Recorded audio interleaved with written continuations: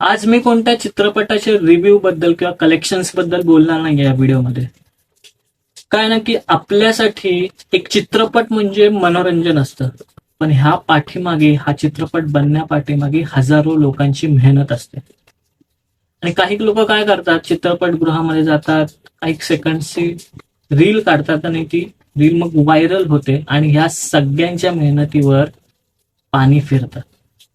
ह्याच विषयाबद्दल आपण ह्या व्हिडिओमध्ये बोलणार आहे, जे की खूप कमी युट्यूबर्सने बोललेलं आहे.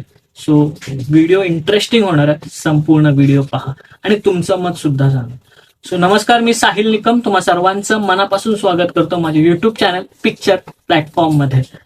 तर असं मी म्हटलं की चित्रपट आपल्यासाठी एक मनोरंजनचा भाग असतो, पण ह्या पाठीमागे अगदी स्पॉट बॉय पासून ते एडिटर पर्यंतच 2-2, 3-3 वर्षाची मेहनत असते.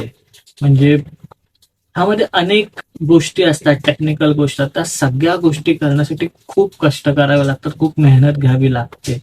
आणि आपण किंवा काही लोक काय करतात की चित्रपटगृहामध्ये जातात, त्यांच्या रील व्हायरल होण्यासाठी एखाद्या चित्रपटाचा इम्पॉर्टंट भाग, त्या भागाची एखादी 30 ते 60 सेकंदाची व्हिडिओ बनवतात, ती इन्स्टा आणि फेसबुकला टाकतात आणि मग ती व्हायरल होते. आणि चित्रपटाचा जी मजा असते ती पुढच्या लोकांना त्या चित्रपटगृहामध्ये जाऊन घेता येत नाही, किंवा त्या चित्रपटाची क्रेज कमी होते. अनेक कारण आहेत, त्याबद्दल पुढे बोलू. पण ही जी चुकीची मानसिकता असणारी ही जी लोक आहेत, त्यांचा कुठेतरी निषेध करा असं वाटतं की मराठी चित्रपट आहे ना, फक्त 3 दिवस, सुरुवातीचे 3 दिवसावर चित्रपट चालतो आणि सुरुवातीच्या 3 दिवसातच असे रील जर का व्हायरल झाले, मग चित्रपटाची क्रेज कमी होते, त्याच्या कलेक्शन्सवर पण असर होतो. सो हे असं व्हायला नाही पाहिजे माझ्या मते.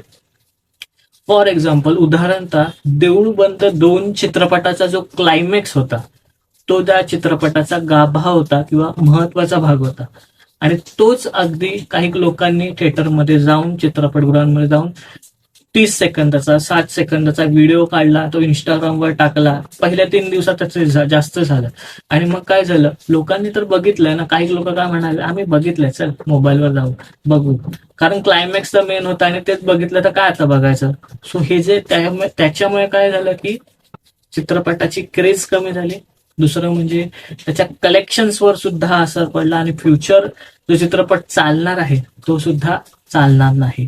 सो माझ्या मते हे बंद झालं पाहिजे कुठेतरी. आणि तुम्हाला जर का तुमच्या इंस्टाग्राम किंवा फेसबुकला टाकायचं तर एखादा पिक्चर घ्या, म्हणजे एक फोटो काढा वगैरे, तिथपर्यंत ठीक आहे. पण एक रील बनवणं म्हणजे अगदीच, डिरेक्टर किती मेहनत करतो आपल्या सगळ्यांनाच माहिती आहे. लेखक 2-2, 3-3 वर्ष एखादी स्क्रिप्ट लिहायला घेतो, त्यांचा स्पॉट बॉयची एवढी मेहनत असते.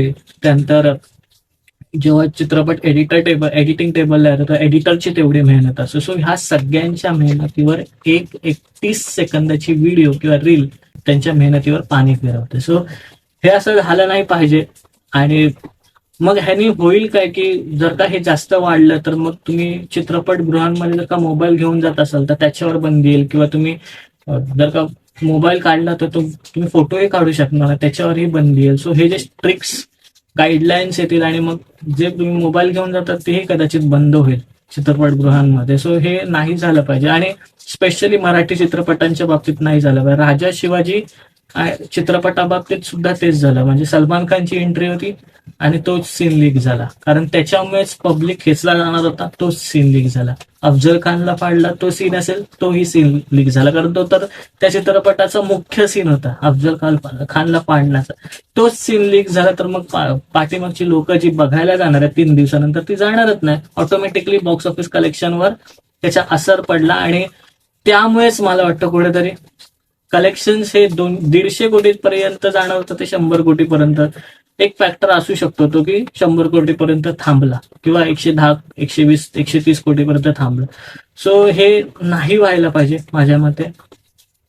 आणि जे कोणी प्रेक्षक जे ते चित्रपटगृहामध्ये जाऊन अशा व्हिडिओज, म्हणजे ही हल्लीच काही ट्रेंड आलाय हा, की डायरेक्ट इंस्टाग्रामवर टाकायचं म्हणजे ते असं असतं की मी पहिला टाकलं तर माझा व्हिडिओ व्हायरल होईल किंवा मला खूप व्ह्यूज मिळतील किंवा मला खूप फॉलोअर्स मिळतील, आणि हे सगळं मला वाटतं चुकीचं आहे. काही रील्सच्या फॉलोअर्ससाठी आणि व्ह्यूजसाठी तुम्ही एवढ्या लोकांच्या मेहनतीवर पाणी फिरवता. एक चित्रपट म्हणजे साधी गोष्ट नाही. चित्रपट बनवणं म्हणजे तुम्ही कधीतरी एखादी साधी व्हिडिओ करून बघा आणि मग तुम्हाला किती मेहनत लागते ते बघा. मग चित्रपट करण्यासाठी किती मेहनत लागत असेल आपण तो विचार करायला पाहिजे. आणि माझ्या मते हे जे रील्स जे टाकल्या जातात ते कुठेतरी थांबल्या पाहिजे. तुमचं मत काय तुम्ही कमेंटमध्ये नक्की सांगा, तुम्हाला काय वाटतं. सो तुम्ही जर काय टाकलं तर तुमच्या कमेंट्स वाचायला मला मजा येईल. सो इथेच थांबूया, हे माझं मत होतं. तुम्हाला काय वाटतं तुम्ही सांगू शकता. पुढच्या व्हिडिओमध्ये भेटू, तोपर्यंत आपलं युट्यूब चॅनल पिक्चर प्लॅटफॉर्म पाहत राहा आणि last but not the least पाहताची काळजी घ्या.